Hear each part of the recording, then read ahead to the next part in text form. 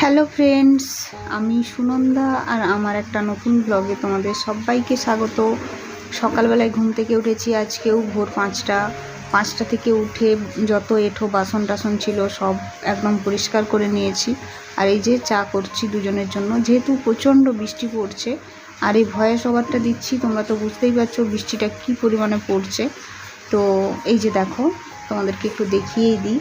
তো সকাল থেকে খুব বৃষ্টি পড়ছে, আর আমি সচরাচর চাটা সকালবেলায় খাই না, যেহেতু প্রেগনেন্সি পিরিয়ড।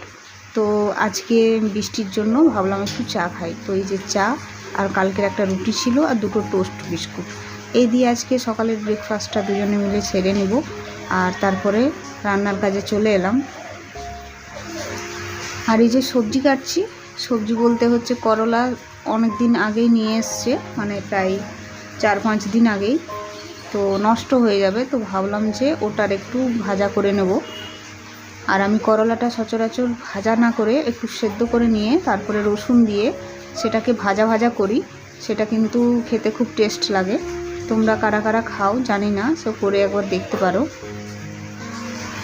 অনেক সবজি আছে, কিন্তু অনেক কিছু করা হবে না, বৃষ্টি পড়ছে আর বাইরেটা পুরো স্যাঁতস্যাঁতে, একদম ভেজা ভেজা।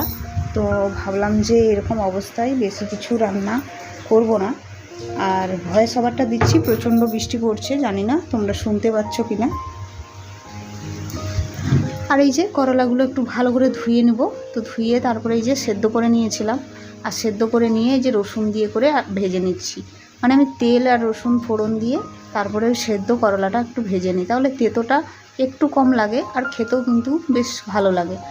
আর তুমি যদি একটু ভালো করে ভেজে নাও তাহলে দেখবে সেটার টেস্ট কিন্তু খুব একটা ভালো হয় না, আর ওটার গুণাগুণটাও অনেকটা নষ্ট হয়। আর এই যে দেখলে কী পরিমাণে বৃষ্টি হচ্ছে সেটা তো দেখালাম তোমাদের। আর তারপরে যে রান্না করলাম সয়াবিন আলুর তরকারি। তো সয়াবিন আলুর তরকারি, করলা ভাজা, আর এই যে ডিমের ভাজা, এটাই ছিল আজকে রান্না খাওয়া। তো খাওয়াটা খুব খারাপ হয়নি, ভালোই হয়েছে। তারপরে চলে এলাম বিকেলবেলায়। তো বিকেলবেলায় বৃষ্টিটা কমেছে, ভাবলাম একটু বেরোবো, একটু দরকার আছে, সবজিপাতি অনেক কিছুই কেনা হয়নি। তো এইদিকে দেখো জামা কাপড়গুলো যেগুলো শুকনো হয়েছে, অনেক জামা কাপড়ই তো ভেজা রয়ে গেছে, শুকনো হচ্ছে না। তো ভাবলাম সেই শুকনো জামা কাপড়গুলোকে এখন একটু ভাঁজ করে আর রেখে দিই। বাইরে যদি মেলা থাকে তাহলে কাপড় মেলার জায়গা হচ্ছে না, প্রত্যেক দিন তো জামা কাপড় একটু একটু ভেজাতেই হবে, রেগুলার যে ড্রেসগুলো পরছি।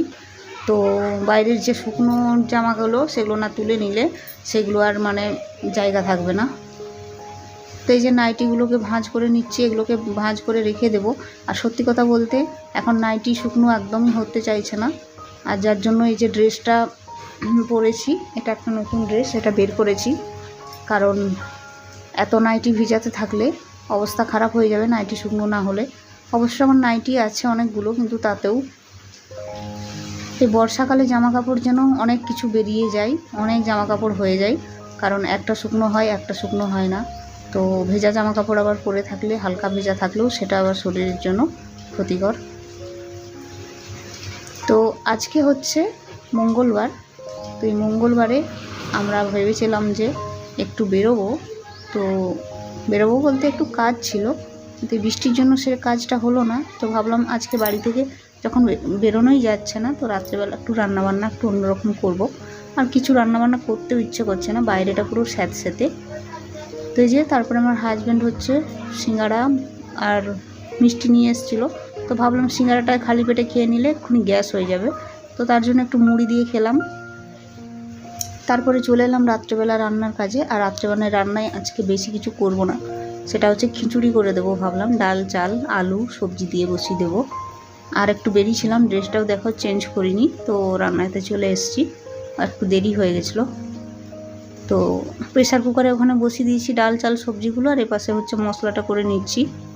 তো এই যে খিচুড়িটা দেখতে খুব সুন্দর হয়েছিল, আর খেতেও খুব সুন্দর হয়েছিল। আর রাতের ডিনারটা মোটামুটি ভালোই হয়েছিল। তো কেমন লাগলো ব্লগটা অবশ্যই তোমরা একটু কমেন্টে জানিও। আর যদি ভালো লাগে আমার পাশে থাকবে, আমার চ্যানেলটা সাবস্ক্রাইব করে আমার সঙ্গে থেকো। তো এই যে দেখো খিচুড়ির ফিনিশিংটা তোমাদের দেখালাম, খুব সুন্দর হয়েছিল খেতে। তো চলো আজকের মতো এখানেই ব্লগটা শেষ করছি। আমি এখন আমরা ডিনারটা সেরে নিই, আর তোমরাও ভালো থেকো, সুস্থ থেকো। কালকে আবার তোমাদের সাথে নতুন করে ব্লগ শুরু হবে।